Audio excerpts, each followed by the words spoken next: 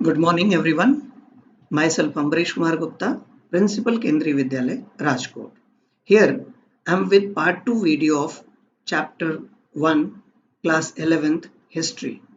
In my previous video, we had discussed about the story of beginning of human existence, their sequential evolution up to modern human. Then we had differentiated between hominoids and hominid, Australopithecus and Homos, and finally we had gone through the positive feedback mechanism. Now, in this video, we will basically discuss about the two divergent views on the issue of place of origin of modern humans. This issue is much debated among historians and archaeologists. One theory, one view advocate the regional continuity model and the other one support replacement model. But the most important thing, all historians and archaeologists agreed that earliest evidence of Homo sapiens has been found in different parts of the Africa, especially in East Africa near Ethiopia. You can see here, and the place was Omo-Kibis. It is dated around 1,95,000 to 1,60,000 years ago. Then after, Homo sapiens migrated towards South Africa and Eurasian part, means Asian parts and European parts. Scientists also agreed that around 70,000 to 80,000 years ago, sapiens spread into the Arabian Peninsula, and from there they quickly moved, migrated towards Europe and Asia. When Homo sapiens landed in Arabian uh, land, it was around 70,000 to 80,000 years ago. Most of the Eurasia was already settled by the other humans. Then what happened to them? This is the question. There are two conflicting theories which are supported by different sections of the archaeologists and historians. First theory.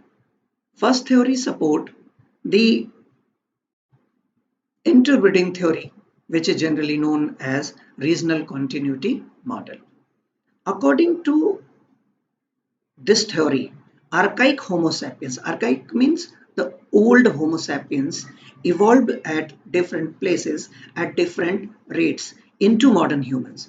Hence, we can see variations in the first appearance of Homo sapiens in different parts of the world, like Homo erectus, Homo heidelbergensis, and Homo neanderthalensis, etc. So, this theory tells African immigrants spread around the world and they bred with other human population, and today's population is the outcome of this interbreeding. Interbreeding among the archaic Homo sapiens and new Homo sapiens who migrated from Africa to other Eurasian part. According to the interbreeding or regional continuity theory, when sapiens spread into Middle East or Europe, they mingled with them, they bred with Neanderthals until the two populations merged. Similarly, when sapiens reached East Asia, they interbred with local Homo erectus. So the Chinese and Korean are a mixture of sapiens and erectus, Homo erectus. If this theory is correct, then today's Eurasian are not pure sapiens, archaic sapiens. These are a mixture of species of modern Homo sapiens and the archaic Homo sapiens. Now, the opposing theory. The opposite theory is the replacement model. This model, according to it, sapiens replaced all the previous human populations without merging and mingling with them. This theory believes that the old population living there were either killed by these new Homo sapiens or they were genocided by the newly people. According to it, Homo sapiens and other humans had different anatomies and most likely different mating habits they had. They could not produce fertile children. The two populations remained completely distinct, and when Neanderthals died out or were killed by them, their genes died with them. So, if the replacement model is correct, all living humans have roughly the same genetic baggage and racial distinctions among them are negligible. This is why question arise, are we all African under the skin? It means if we believe on this theory is generally known as radiation theory. It means people originated one place and then they scattered everywhere and dominated those places. So this is the replacement model.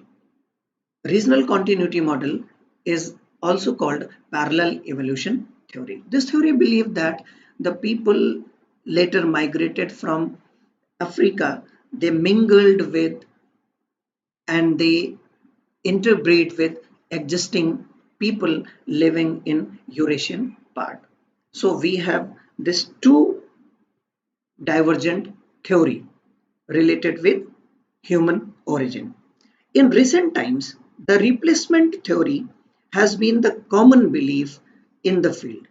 It means mostly people support this theory. It has firmer archaeological backing also.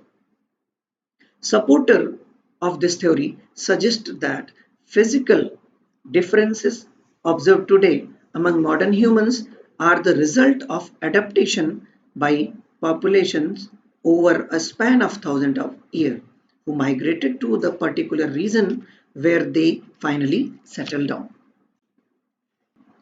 Now the other topic of this lesson, early humans, ways of obtaining food. Early humans would have obtained food through a number of ways such as gathering, scavenging or foraging, hunting and fishing. Here, gathering means collecting plant foods such as seeds, nuts, berries, fruits and tubers from the environment. It was common practice among people from the very beginning of time and we have very little evidence for it. Now, early hominids scavenged or foraged for meat and marrow from the left out flesh of animals died either by naturally or had been killed by other predators. Along with it, small mammals such as rodents, birds and their eggs, reptiles and even insects were eaten by the early hominids. Then hunting probably began later, about 5 lakhs years ago. Earliest clear evidence for the deliberate planned hunting and butchery of large animals comes from two European sites. First is Boxgrove in southern England, and the timing of this site is 5 lakhs years ago. Then other one is Sonningen in Germany. The time of this place is around 4 lakhs years ago. Finally, the fishing was also important and fish bones are found at different sites near inland water bodies and coastal areas are under trees. Now the next topic is ways of living are residential places of early humans. And initially, humans started living on trees along with other hominids. Then they started living in caves. Caves were naturally built or man-made. Further, they started living underground pit holes. And finally, they made open air sites like huts, etc. We have evidences of caves and open air sites around 4 lakhs to 1 lakh 25,000 years ago. Earliest evidence of caves found in Europe at two places. First is Lazarate Cave in France. Other one is Terra Amata.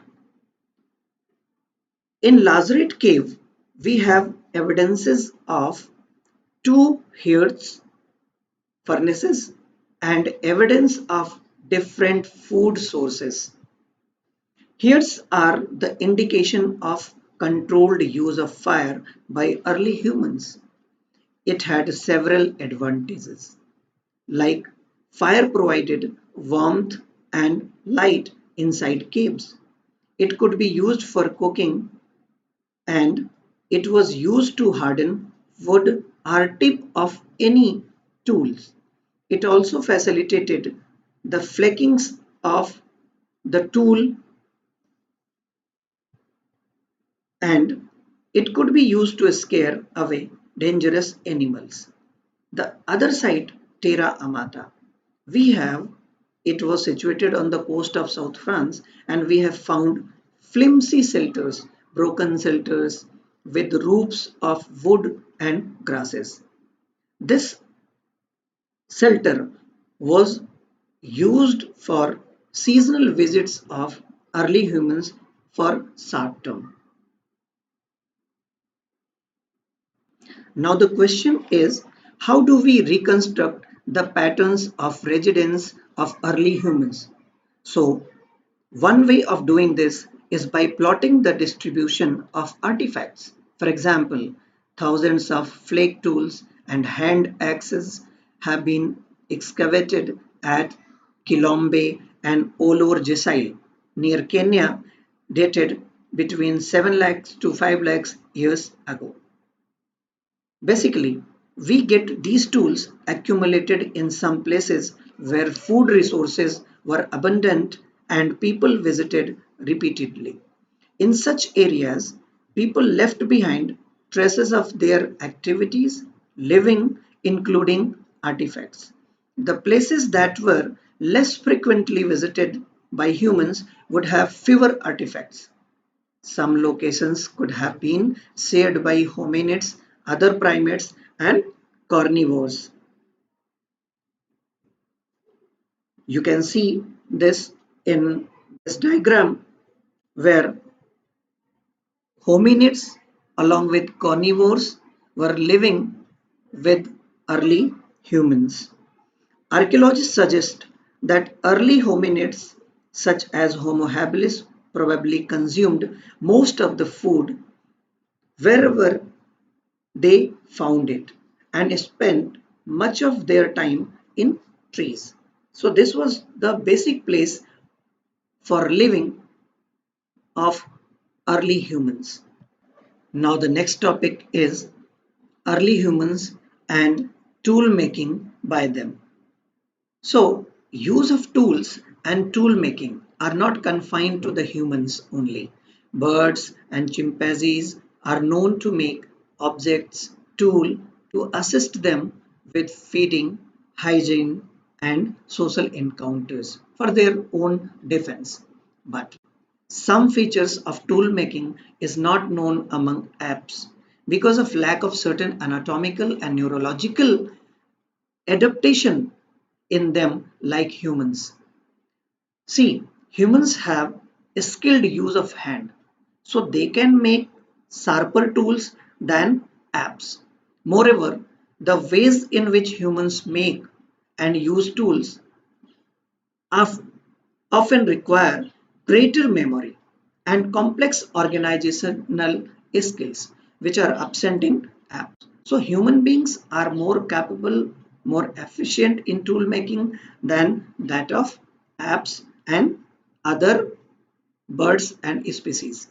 The earliest evidence for the making and use of stone tools comes from sites in Ethiopia and Kenya. And the places in Ethiopia from where we have the early evidences of tool making are Omo, Kubifora, West Turkana. And the places found in Kenya are Olduvai Gorge and Leotoli. It seems earliest stone tool makers were the Australopithecus. No doubt, it is possible that tool makers were both men and women. Women in particular may have made and used tools to obtain food for themselves as well as to sustain their children after weaning. Now, earliest human tools are chopper, chopping, core, flake, cleaver, hand axe, etc. And these tools were developed, started in use by early humans from 2 million years ago to 10,000 years ago. It means Paleolithic age. After that, around 35 years ago, improvement in simple tool making and improvement in techniques of killing animals can be seen from the appearance of new kinds of tool such as a spear thrower and bows and arrows. With the use of these two new improved tools, now meat can be obtained by removing the bones from the fleshes. Then after these fleshes were dried, smoked and stored for later use. Thus food could be stored for a later consumption. So food processing can be seen in practice after 35 years ago when this new technique was started in use by the early humans. There were other changes such as trapping a fur-bearing animal, and it was possible when sewing needle was invented by human beings around 21,000 years ago. Then later on, with the introduction of punch blade technique, early humans became capable to make smaller tools, sharpened tools like chisel, and it was now possible to make engravings, designs on the bone, antlers, ivory, or wood. So with the passage of time, humans started using improved tools which helped them in hunting and making artifacts. Now we can see the sources of early human tools. So these are the places from where we have the evidences of early human tools. So this is Ethiopia, this is Kenya. So these are the places from where we have the evidences of earliest human made tools. Now, this is the distribution of history in different ages. This is not in our syllabus, so we will skip it. You can see different kind of tools which were being used by early humans and the process of making these tools. You can easily think and understand. This is the punch blade technique through which the sharpen tools were made. Now, these are the tools, developed tools, and in part B, you can see the microliths. Microliths means the smaller tools which were harder, which were sharper, and which were more capable than the earlier. So with this, I will conclude my this lesson here. In my last video, we will finish this chapter. Thank you so much.